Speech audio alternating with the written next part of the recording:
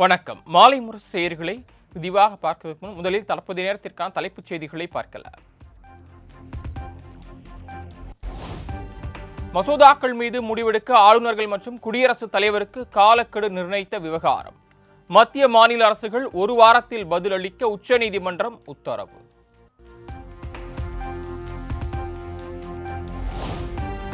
அதிமுக கூட்டணியில் இணைய வேண்டுமென விஜய்க்கு எடப்பாடி பழனிசாமி அழைப்பு. கூட்டணி தொடர்பாக தவேகாவுடன் இதுவரை எந்த பேச்சுவார்த்தையும் நடைபெறவில்லை என்றும் விளக்கம்.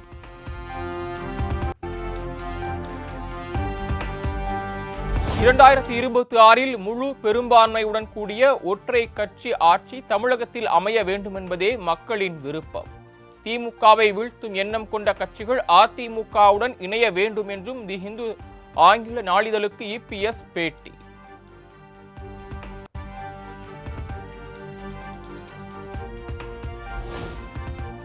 பாசிசமும் வேண்டாம், பாயாசமும் வேண்டாம் என செங்கல்பட்டில் ஒட்டப்பட்ட போஸ்டர்களால் பரபரப்பு. EPS உடன் விஜய் இருப்பது போன்று 2 நாட்களுக்கு முன்பு மதுரையில் போஸ்டர்கள் ஒட்டப்பட்டிருந்த நிலையில் தவேகாவினர் அதிரடி.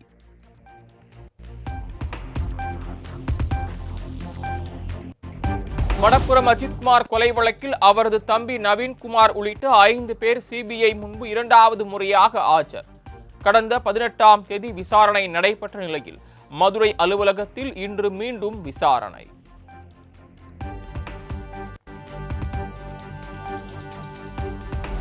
சிவகங்கையில் தலை துண்டிக்கப்பட்டு விவசாயி படுகொலை செய்யப்பட்ட வழக்கில் ஒருவர் கைது.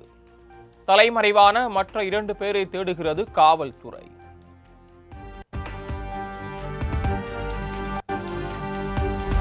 கிருஷ்ணகிரி மாவட்டம் தேன்கனிக்கோட்டை அருகே உள்ள வனப்பகுதியில் அழுகிய நிலையில் ஆண் பெண் உடல்கள் மீட்பு.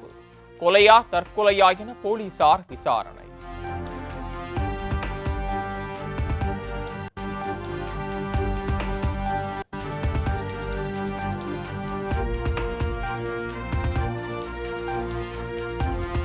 சென்னையில் ஆபரண தங்கம் சவரனுக்கு 840 ரூபாய் உயர்ந்து 74,280க்கு விற்பனை.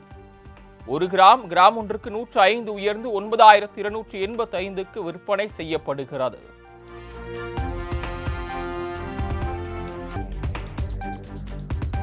விருதுநகர் மாவட்டம் சிவகாசி பட்டாசு தொழிற்சாலை வெடி விபத்தில் 3 பேர் உயிரிழந்த விவகாரம்.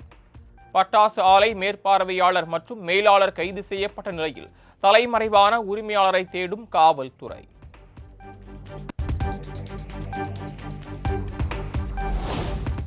திருப்பத்தூர் மாவட்டம் வாணியம்பாடியில் மலைக்குன்றிலிருந்து சரிந்து விழுந்த பாறையால் போக்குவரத்து பாதிப்பு. சாலையின் நடுவே கிடக்கும் பிரம்மாண்ட பாறையை உடனடியாக அகற்ற பொதுமக்கள் கோரிக்கை.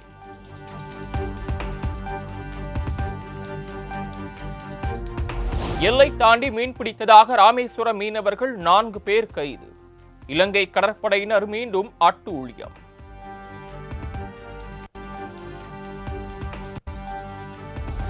உடல்நிலை பாதிக்கப்பட்ட முதலமைச்சர் மு.க. ஸ்டாலின் 3 நாட்கள் ஓய்வெடுக்க வேண்டும்.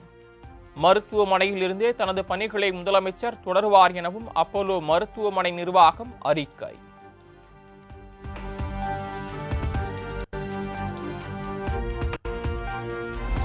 மருத்துவமனையிலிருந்து முதலமைச்சர் மு.க. ஸ்டாலின் 2 நாட்களில் வீடு திரும்புவார்.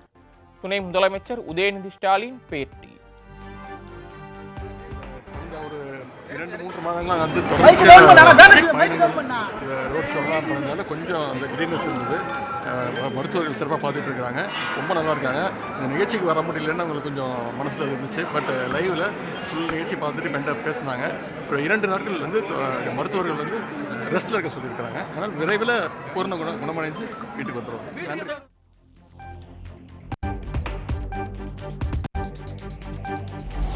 எந்த கட்சியையும் பிரிக்க வேண்டும், சிதைக்க வேண்டும் என்பது பாஜகவின் நோக்கம் அல்ல. முதலமைச்சர் வேட்பாளர் எடப்பாடி பழனிசாமி தான் என்பதை அமித்ஷா தெளிவாக கூறிவிட்டதாகவும் அண்ணாமலை கருத்து. இதை அதிகாரப்பூர்வமாக அமித்ஷா அவர்கள் சென்னையில் இந்த கூட்டணி அறிவிக்கும் பொழுது அதிகாரப்பூர்வமாக தமிழகத்தில் தேசிய ஜனநாயக கூட்டணியினுடைய முதலமைச்சர் வேட்பாளர் தற்போது எதிர்க்கட்சி தலைவராக இருக்கக்கூடிய எடப்பாடி பழனிசாமி அவர்கள் என்பதை தெளிவாக சொல்லியிருக்கிறார். அதை பல இடத்துலையும் சொல்லிக்கிட்டு வர்றாங்க. இதில் எந்த குழப்பமும் இல்லை.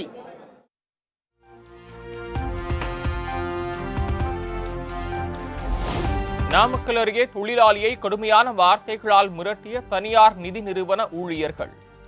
கடன் தொகையை திருப்பி செலுத்தாததால் நிதி நிறுவன ஊழியர்கள் ஆத்திரம். எவன் பேசுவான்? நான் கையெழுத்து போடாம எவன் கொடுப்பாங்க? கையெழுத்து போடாம இந்த லோனுக்கு எவன் மேனேஜர்? இங்க பாரு, பணம் வாங்கினா அது கரெக்டா நடந்துக்கணும். சும்மா வச்சுக்கோங்க, அவ்வளவுதான். நீ அப்புறம் கருப்புசாமி, நீ இந்த கருப்பு இந்த இவன் வரணும், அவன் நொட்டணும், அவன் நொட்டணும், நீ பேசக்கூடாது.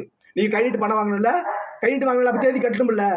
நீ கிளம்பி வந்தவன், நீ ஆளு கூட்டு வரணும்ல, ஆளு கூட்டு வரணும்ல. உனக்கு 1 மணி நேரம் இங்க உட்கார்றேன், நீ ஆளு கூட்டு வரல. இப்ப அவ்வளவுதான். நீ சரியா?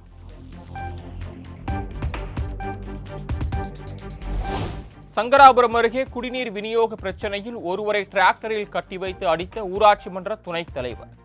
வீடியோ இணையதளத்தில் வெளியான நிலையில் 12 பேர் மீது போலீசார் வழக்கு பதிவு.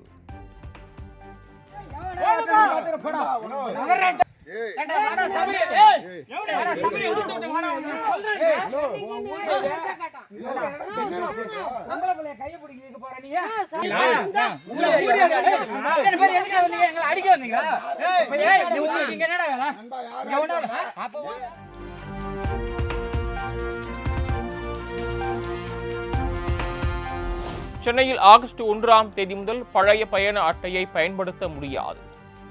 தேசிய பொது போக்குவரத்து பயண அட்டைக்கு மாற்றம் செய்யப்பட உள்ளதாகவும் மெட்ரோ நிர்வாகம் அறிவிப்பு.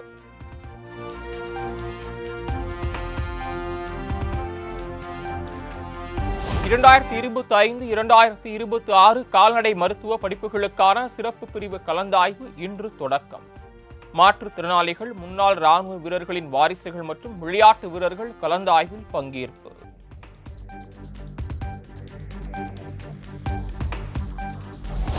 கோவை, நீலகிரி மாவட்டங்களில் இன்று கனமழைக்கு வாய்ப்பு. சென்னை வானிலை ஆய்வு மையம் கணிப்பு.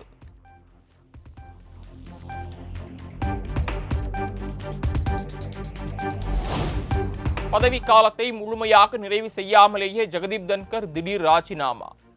அடுத்த குடியரசு துணைத் தலைவர் யார் என எகிரும் எதிர்பார்ப்பு.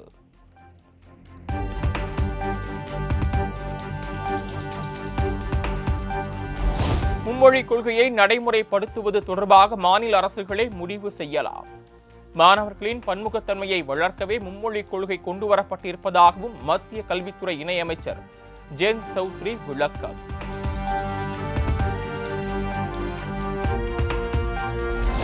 அரசியலுக்கு வந்து ஊழல் செய்து 1000 கோடி ரூபாய் சம்பாதித்ததை நிரூபித்தால் அரசியலிலிருந்து விலக தயார்.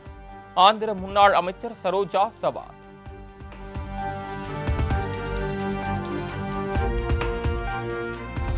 ஆன்லைன் ரம்மி செயலி விளம்பரத்தில் நடித்த விவகாரத்தில் தெலுங்கு நடிகர்களுக்கு அமலாக்கத்துறை சம்மன். பிரகாஷ் ராஜ், விஜய் தேவரகொண்டா, ராணா, லட்சுமி மஞ்சு உள்ளிட்டோர் நேரில் ஆஜராக உத்தரவு.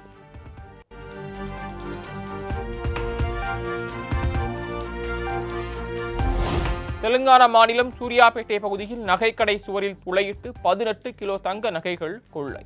லாக்கரை உடைத்து 17 கோடி ரூபாய் மதிப்புள்ள நகைகளை அள்ளிச் சென்ற நபர்கள் குறித்து விசாரணை.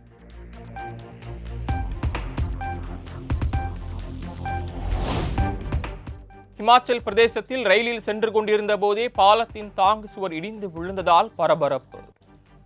காங்க்ரா பகுதியில் கொட்டி தீர்த்த கனமழையால் விபத்து.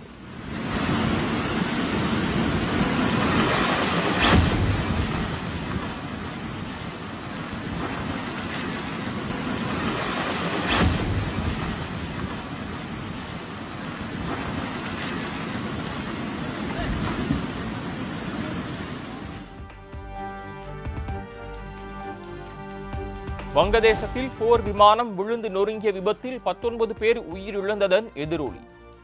இன்று ஒரு நாள் நாடு தழுவிய அளவில் துக்கம் அனுசரிக்கப்படும் என அந்நாட்டு அரசு அறிவிப்பு.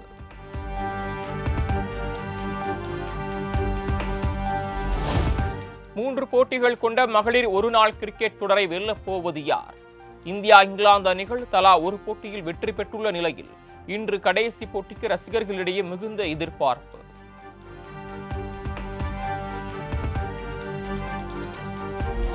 ஜிம்பாப்வே, தென்னாப்பிரிக்கா மற்றும் நியூசிலாந்து நாடுகள் இடையிலான முத்தரப்பு T20 கிரிக்கெட் தொடர். ஏற்கனவே இறுதிப் போட்டிக்கு முன்னேறியுள்ள தென்னாப்பிரிக்கா, நியூசிலாந்து அணிகள் இன்று மோதல்.